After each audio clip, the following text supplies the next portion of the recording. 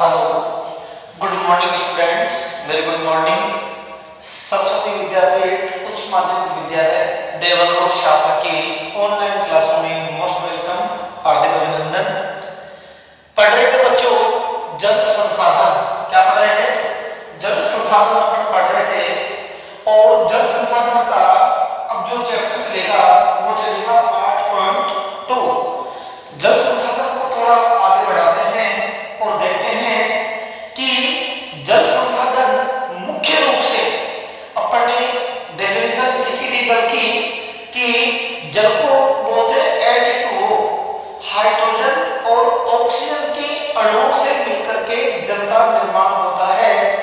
और जल मानव के लिए अति महत्वपूर्ण, अति उपयोगी है। इसकी अपन ने चर्चा की थी और कहा था कि जल है तो कल है और जल नहीं तो कल भी नहीं है। मानव की दैनिक जीवन के अलावा तुम्हारे औद्योगिक क्षेत्र, कृषि के क्षेत्र, मत्स्य पालन क्षेत्र, बहुत सारे क्षेत्रों में जल का उपयोग किया जाता है। लेसन को थोड़ा आगे बढ़ाते हैं और अपन ने जल प्रबंधन तक पढ़ लिया था कि जल प्रबंधन की परिभाषा को अपन ने पढ़ ली थी। देखो, प्रबंधन यानी कि प्रबंधन को अंग्रेजी में बोलते हैं मैनेजमेंट, और जल प्रबंधन वाटर मैनेजमेंट किसी भी संसाधन का विवेकपूर्ण ढंग से उपयोग करना, उसके लिए अलग अलग तकनीकों को अपनाना ताकि उसका जो उपयोग है वो उपयोग लंबे समय तक किया जा सके, सुव्यवस्थित तरीके से किया जा सके। इसी के ऊपर एक शब्द काम में लेते हैं प्रबंधन। और जल प्रबंधन को लेकर के आज का जो, चाहे वो तुम्हारे विद्वान हो चाहे मानव हो, वो बड़ा चिंतित है। जल प्रबंधन को लेकर के जो मुख्य रूप से पर्यावरणविद हैं वो भी बड़े चिंतित हो रहे हैं कि जल का वास्तव में प्रबंधन करना चाहिए। चर्चा करते हैं, थोड़ा आगे बढ़ेंगे अपन। जल प्रबंधन के कारण water management of region, water management of region, जल प्रबंधन के कारण क्या है देखते हैं प्यारे बच्चों। पहला कारण है कि आज मानव जल का प्रबंधन क्यों नहीं कर पा रहा है। देखो, उसके सामने एक बहुत बड़ी चुनौती है और वो चुनौती यह है प्यारे बच्चों कि जल प्रबंधन की यदि मैं चर्चा करूं तो वो चुनौती यह है कि निरंतर जनसंख्या बढ़ती हुई चली जा रही है। जोधपुर के अंदर एक विद्वान हुए हैं, नाम था मालथस। क्या नाम था? मालथस। उन्होंने जगह लिखा था कि संसाधन तो बढ़ रहे हैं, घट रहे हैं और जनसंख्या बढ़ रही है। जनसंख्या तो बिल्कुल निर्वाध गति से बढ़ती हुई चली जा रही है, लेकिन जो संसाधन है वो संसाधन उसी जगह पर मौजूद है। संसाधन कुल मिलाकर के संसाधन बढ़ नहीं रहे हैं। देखते हैं जल प्रबंधन के कारण के अंदर हमारे को वाटर मैनेजमेंट की आवश्यकता क्यों पड़ी। हमारे को वाटर मैनेजमेंट की आवश्यकता इसलिए पड़ी क्योंकि जनसंख्या निरंतर बढ़ती हुई चली जा रही है। इसके साथ साथ पानी का जो सिस्टम है उस सिस्टम को अपन पूर्ण रूप से उसको सही ढंग से उसका अपन जिसको हम बोलते हैं स्वीकार करते हैं, उसको पूर्ण रूप से नहीं कर पा रहे हैं। उसका जो सॉल्यूशन है वो पूर्ण रूप से उसका उपयोग नहीं कर पा रहे हैं। अपन अधिकांश पानी का जल का अपन क्या करते हैं? दुरुपयोग कर रहे हैं। क्या कर रहे हैं बच्चों? दुरुपयोग कर रहे हैं। देखते हैं, आज आपको छोटा सा उदाहरण दूंगा कि जल प्रबंधन को लेकर के मानव चिंतित क्यों हुआ। बड़ा सोचनीय प्रश्न है। जल प्रबंधन को लेकर के, वाटर मैनेजमेंट को लेकर के मानव चिंतित क्यों हुआ। प्यारे बच्चों, वाटर मैनेजमेंट को लेकर के मानव चिंतित इसलिए हो गया, आपको मालूम होगा कि आज आप जब स्कूल आते हो तो साथ में मेरे हिसाब से बहुत सारे बच्चे होते हैं जो पानी की बोतल रखते हैं। क्या रखते हैं? पानी की बोतल। अब आप देख लो, जिस दिन से बैगों में पानी की बोतल वाली बोतल आज नहीं, जब मैं पढ़ता था तब भी हम बैग के अंदर पानी लेकर जाते थे। आप देख लो पानी की जल स्तर कितना गिर गया है, पानी कितना कमी हो गई है। देखते हैं जल प्रबंधन की मानव को आवश्यकता क्यों महसूस हुई। कारण यह संसाधन, यह जल संसाधन बढ़ता हुआ चला जा रहा था। देखते हैं प्यारे बच्चों, जल प्रबंधन के कारण वाटर मैनेजमेंट ऑफ रीजन। देखते हैं मानव जनसंख्या का बढ़ता आकार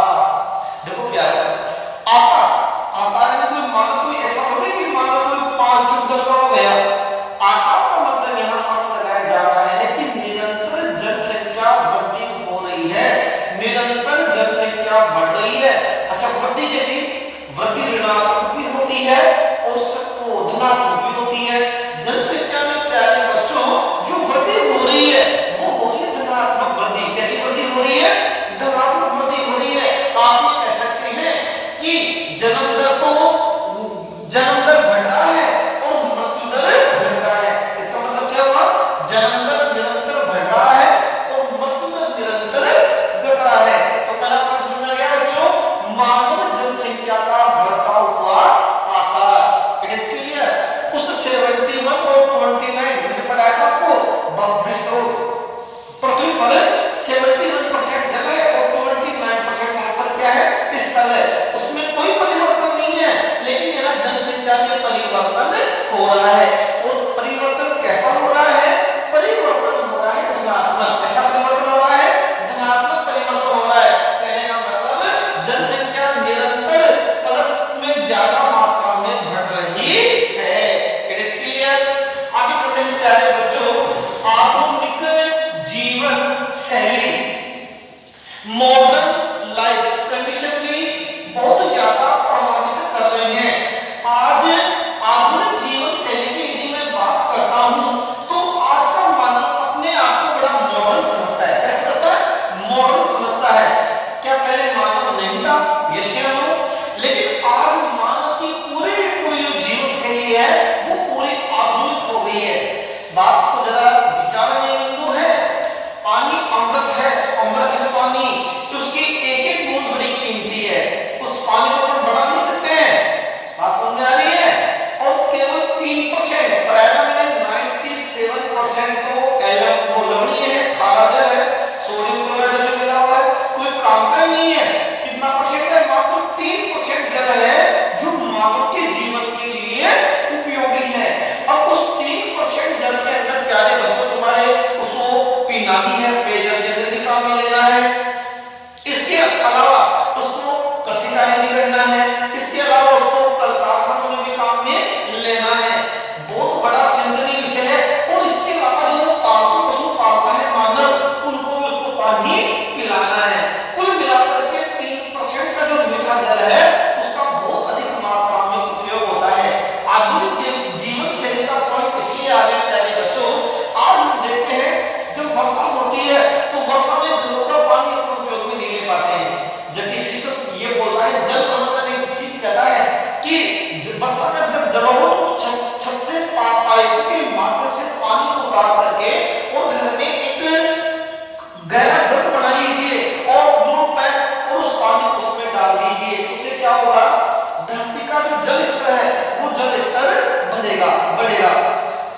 प्राचीन समय में यदि मैं राजस्थान की बात करूं, राजस्थान में रहते हैं, राजस्थान की यदि मैं बात करूं तो राजस्थान में तुम्हारे टांका हुआ करते थे, टांका जोहड़, जो वर्षा के जल को पश्चिमी राजस्थान में आज भी आपको मौजूद मिलेंगे।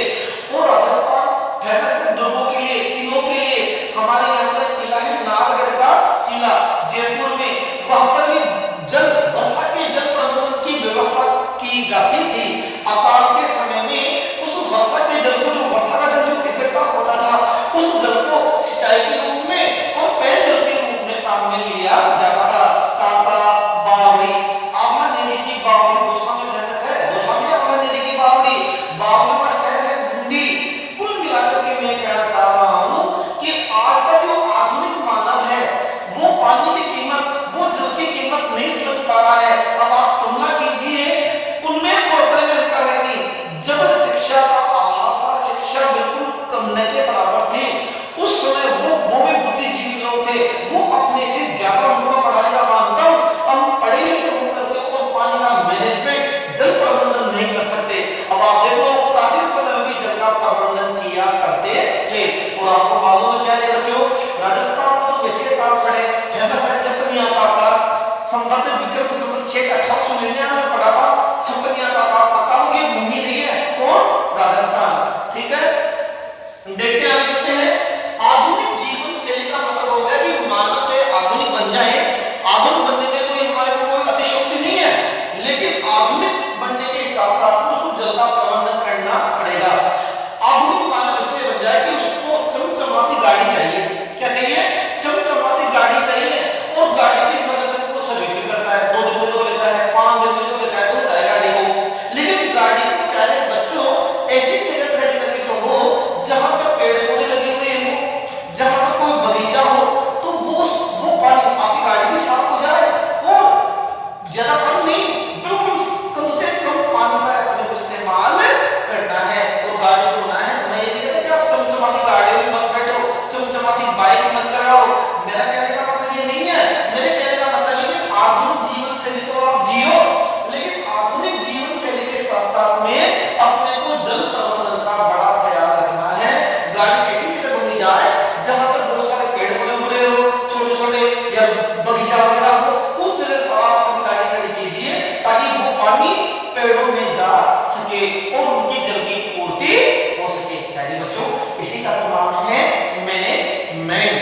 आगे चलते हैं, जल का अवैज्ञानिक उपयोग। आज प्यारे बच्चों, जल का बड़ा अवैज्ञानिक उपयोग हो रहा है। जहां जल है, सबको दिख रहा है कि जल पर खूब जल है, और वैसे मान रहे हैं कि हमारे पास तो खूब जल है, हम इसको ढंग से उपयोग में नहीं लेंगे।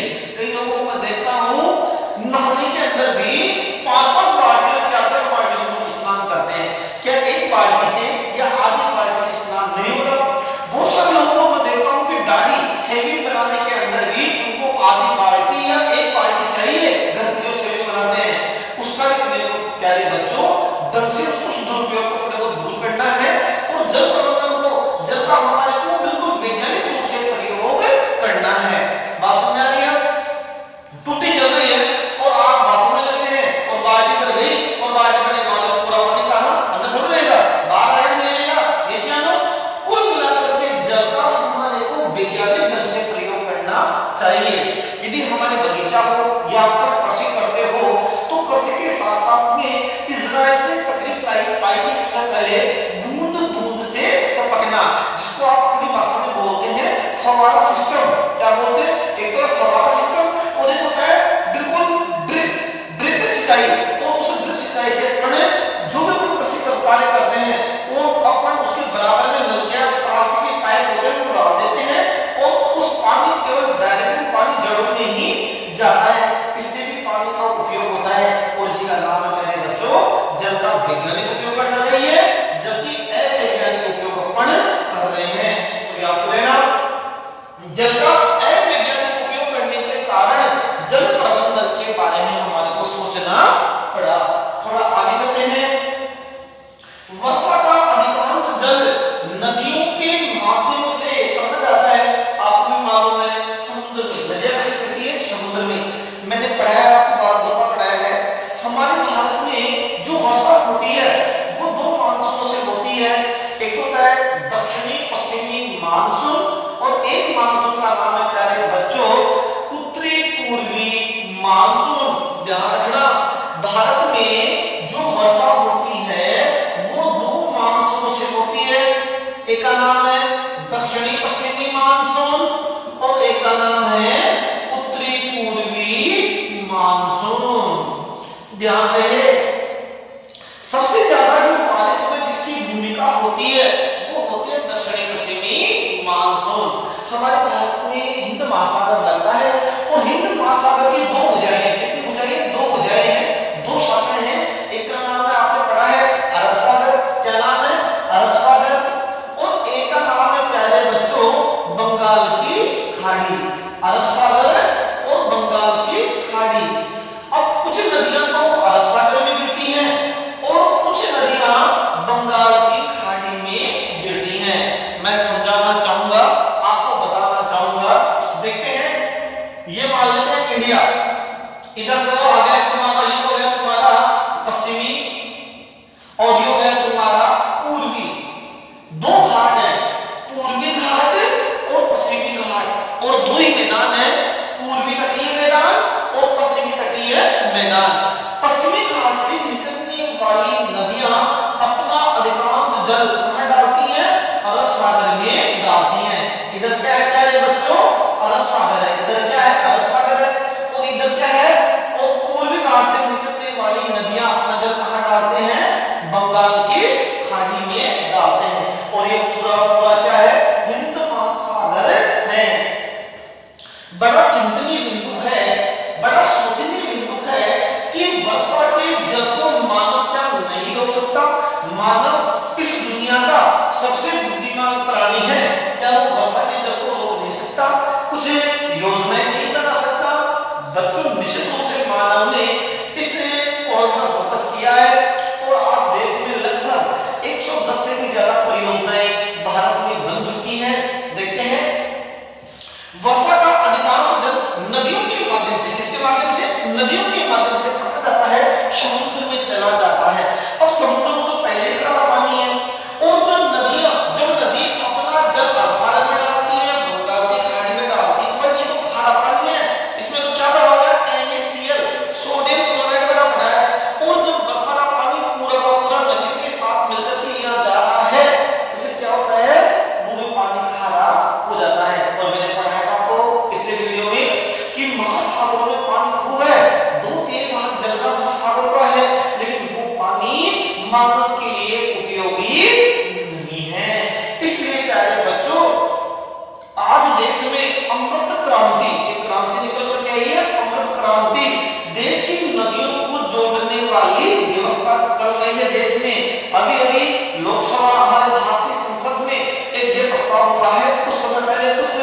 5-6 साल हो गए एक क्रांति निकल करके आई है और उस क्रांति का नाम है अमृत क्रांति, यानी कि नदी जोड़ो परियोजना।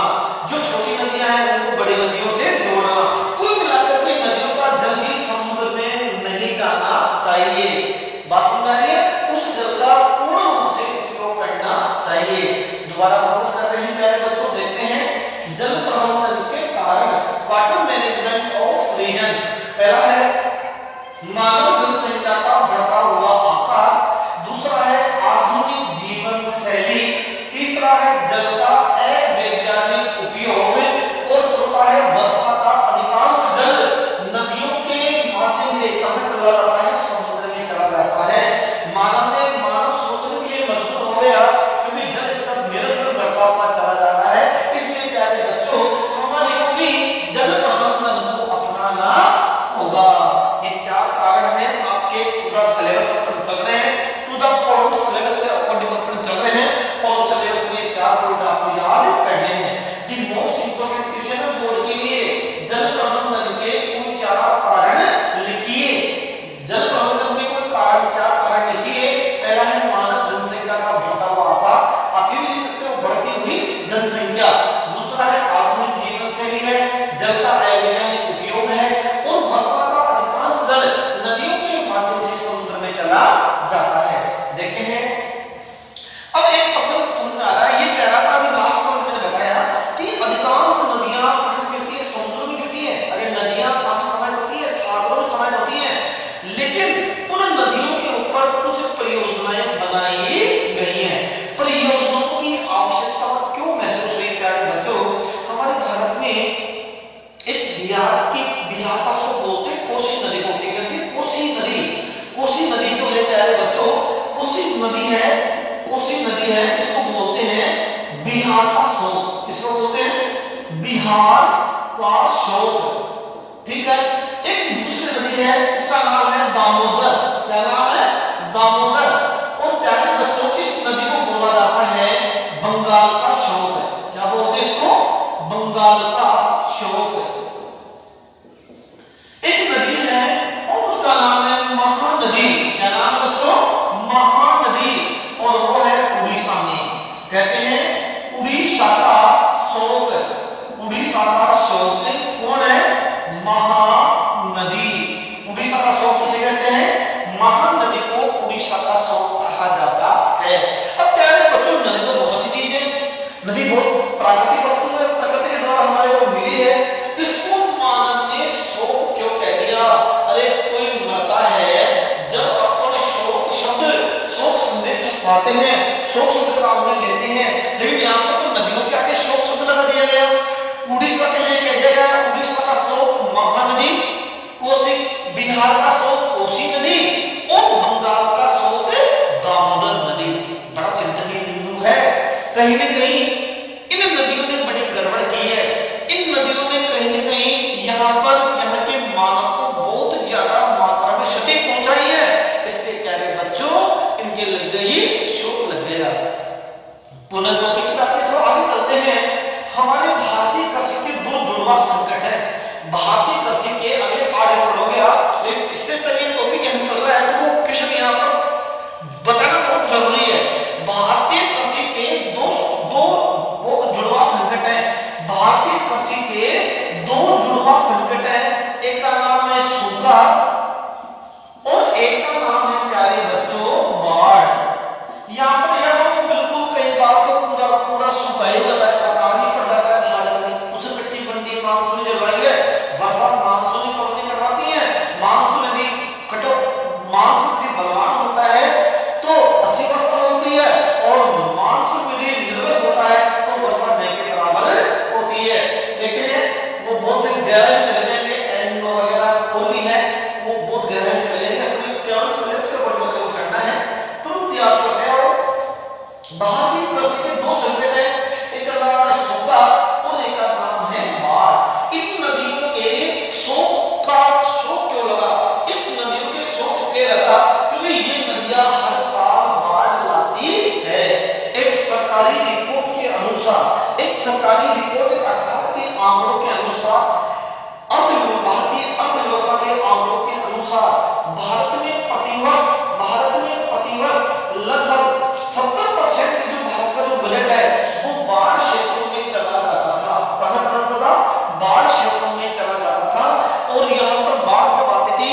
मकान के मकान बह जाते, कुल मिलाकर के अपार जनधन हानि होती थी।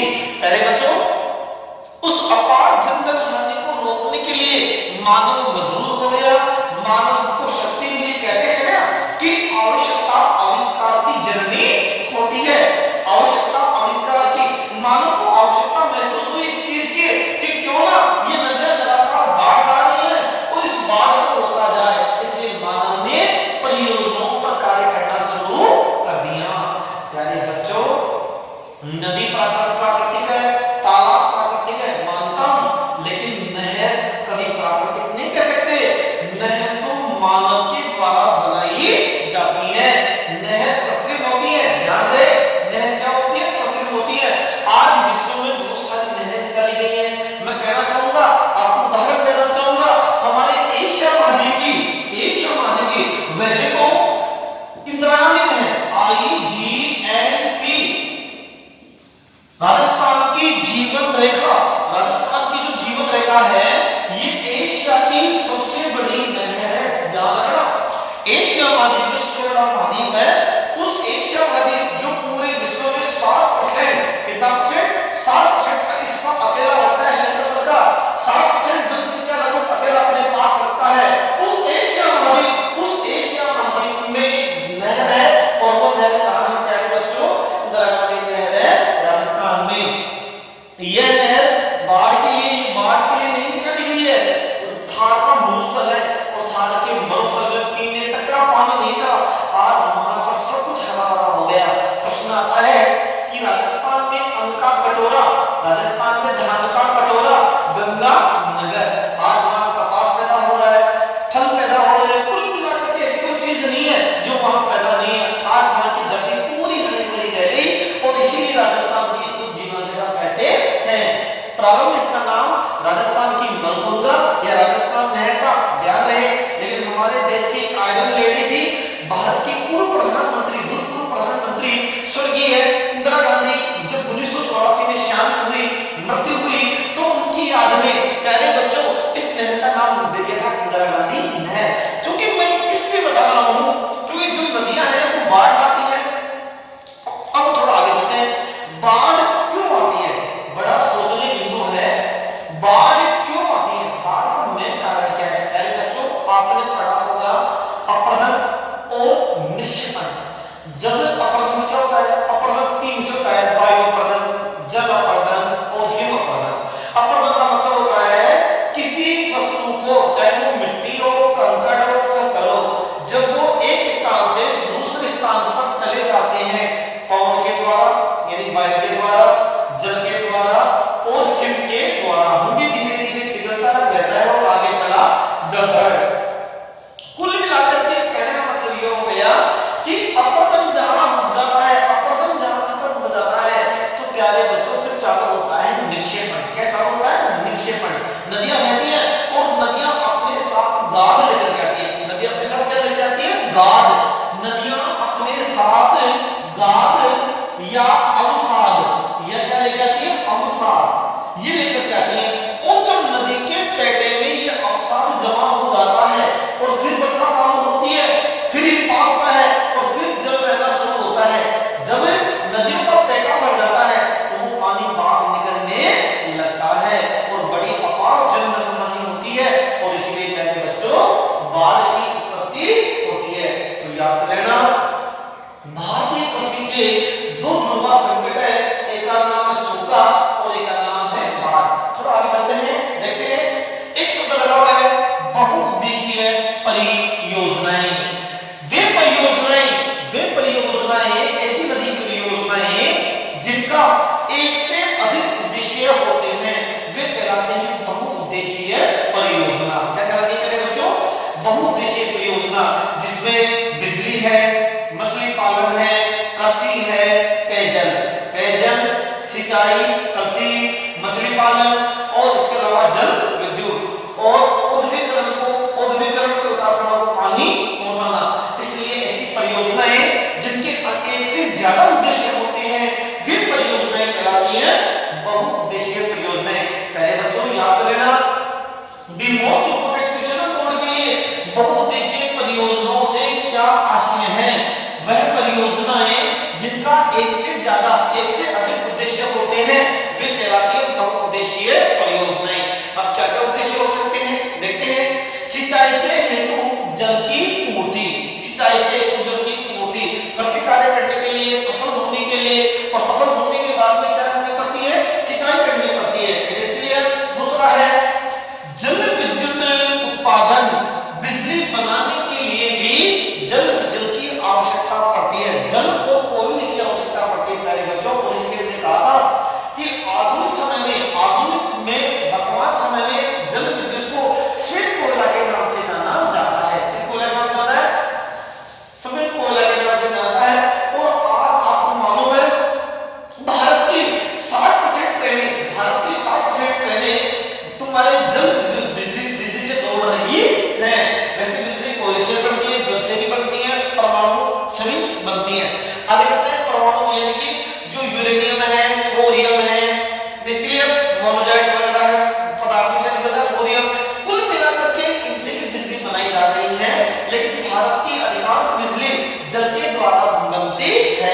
इसका उदाहरण दिया तो मत जाओ, अपने कोटा में चलते हैं। कोटा में नदी बहती चंबल नदी, और कोटा में जल विद्युत उत्पादन की जा रही है। आगे चलते हैं। बाढ़ नियंत्रण एवं सूखा प्रबंधन, बाढ़ को नियंत्रण करने के लिए और सूखा जब अकाल पड़े तो उस परियोजनाओं में जो पानी भरा हुआ है उस पानी को सिंचाई के लिए, पेयजल के लिए काम में लेना। जल का औद्योगिक उपयोग, जल का औद्योगिक उपयोग का मतलब हो गया फैक्ट्रियों, कंपनियों, कल कारखानों में जल का औद्योगिक उपयोग करना।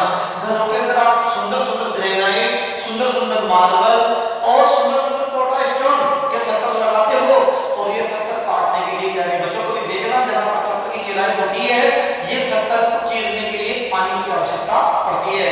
आप ये ना समझे कि औद्योगिक कारखानों में पानी की क्या आवश्यकता है, पानी की बहुत आवश्यकता है। पहली आवश्यकता तो ये हो गई कि जो मशीन चल रही है वो किससे चल रही है, बिजली से चल रही है। बिजली से चलने के कारण आप वो सिर्फ जनरेटर से चला लेंगे। अरे जनरेटर से कहां चलाओगे भाई, जनरेटर से आप कितना टाइम चला सकते हो, कितनी देर चला सकते हो, इसलिए बिजली में पावर ज्यादा होता है।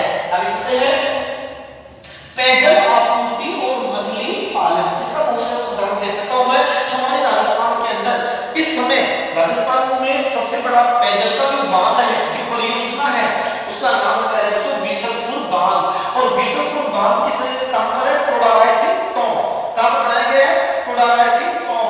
और बीसलपुर बांध जो है प्यारे बच्चों वो कौन से नदी पर बनाया गया है, बनास नदी पर बनाया गया है। किस नदी पर बनाया गया है, बनास नदी पर बनाया गया है। आगे चलते हैं। पेयजल आपूर्ति और मछली पालन, मछलियों को पालने के लिए फेमस है हमारे कानों का बांध है, जयपुर में कानों का बस्सी कानों का बांध है। इधर आती है धौलपुर में बांध है पार्वती बांध, जिसका वाटर का गवर्नमेंट का टेंडर चलता है मछली पालन के लिए, मछुआरे मछली पालन भी करते हैं। फिर लास्ट पॉइंट है बेटा जल क्रीड़ा एवं पर्यटन। पहले बच्चों जल क्रीड़ा एवं पर्यटन, बड़ी बड़ी होटलों के अंदर जब अपन घूमने जाते हैं तो स्विमिंग पूल बने होते हैं, क्या बने होते हैं, स्विमिंग पूल, उसमें लोग खेलते हैं, जल क्रीड़ा करते हैं, तैरते हैं, इसलिए। और पर्यटन के लिए भी फव्वारे वगैरह लगाना, पर्यटन के लिए पर्यटन को आकर्षित, पर्यटन कौन करता है, पर्यटन वह जो घूमता फिरता है वो कहलाता है पर्यटक। और पर्यटक का दूसरा क्या हो गया, पर्यटन, क्या हो गया, पर्यटन आमोद और प्रमोद की यात्रा है। पर्यटन की मैं डेफिनेशन की बात करूं तो पर्यटन आमोद और प्रमोद की यात्रा है जो मानव के जीवन में मनोरंजन के दृष्टिकोण से की जाती है। इसलिए तो तुम्हारे जल क्रीड़ा और पर्यटन में भी इसका महत्वपूर्ण योगदान होता है। थोड़ा आगे चलो बच्चों, अब देखते हैं पहले ध्यान रखते हुए बागड़ा नांगल परियोजना, ये सारी परियोजनाओं के नाम है। अब आपको ध्यान में ये रखना है, अभी मैंने आपको डेफिनेशन बताई बहुउद्देशीय परियोजनाएं क्या है। वह परियोजनाएं जिनके एक से ज्यादा उद्देश्य होते हैं वे कहलाती हैं बहुउद्देशीय परियोजनाएं। अब बात होती है कुछ परियोजनाएं तो भारत की, हमारे भारत सरकार के अधीन है, केंद्र सरकार के अधीन है, और वे परियोजनाएं जिनका स्वामित्व राज्य सरकार का होता है तो वे होती हैं राज्य सरकार की योजनाएं। तो हमारे भारत में प्यारे बच्चों दोनों प्रकार की योजनाएं हैं। हमारे भारत में केंद्र की भी योजनाएं हैं जिनका आधिपत्य केंद्र का है, और कुछ योजनाएं ऐसी हैं जिनका आधिपत्य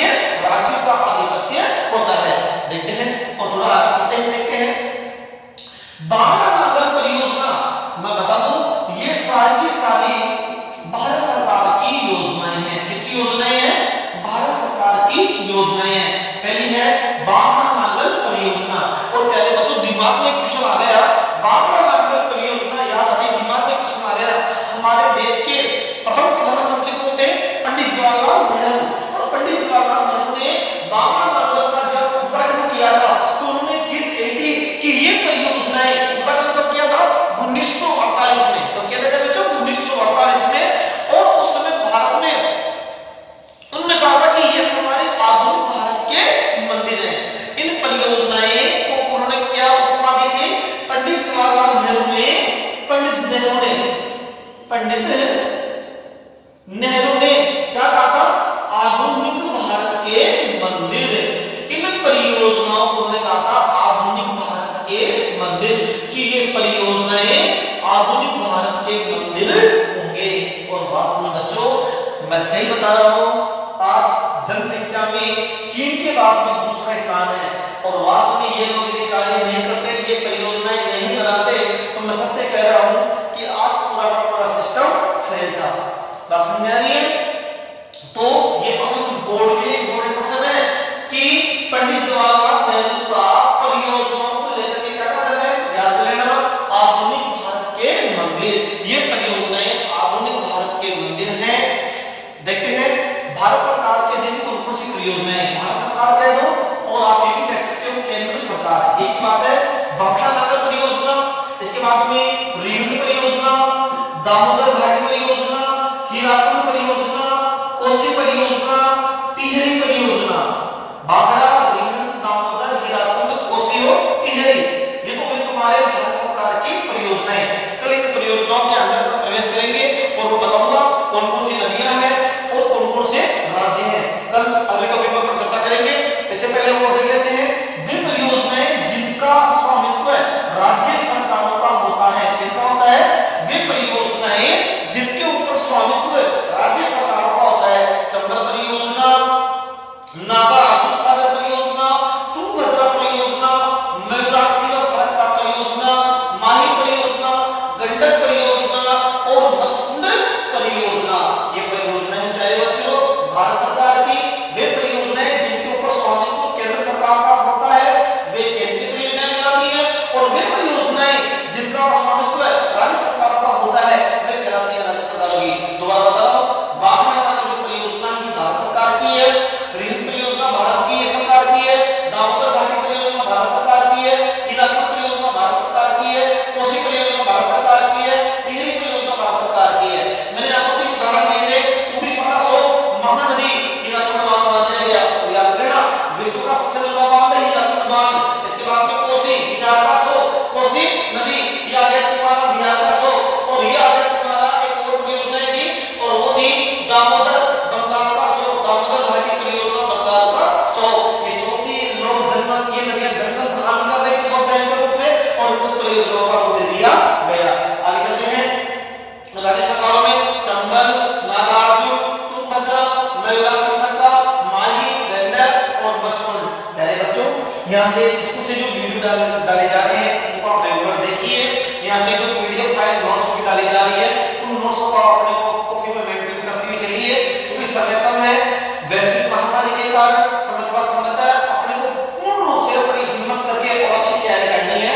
और अभी पूरा है कि आपके सामने जून चल रहा है, अभी सेशन चालू हुआ, पर लेट नहीं है, लेकिन आपकी पढ़ाई और भी अच्छी हो जाए और भी मजबूत हो जाए। इसलिए रेगुलर वीडियो देखिए और रेगुलर नोट्स को अपनी कॉपी में मेंटेन कीजिए। और तुरंत प्रभाव से जो मैंने आज चैप्टर पढ़ा दिया, उस चैप्टर को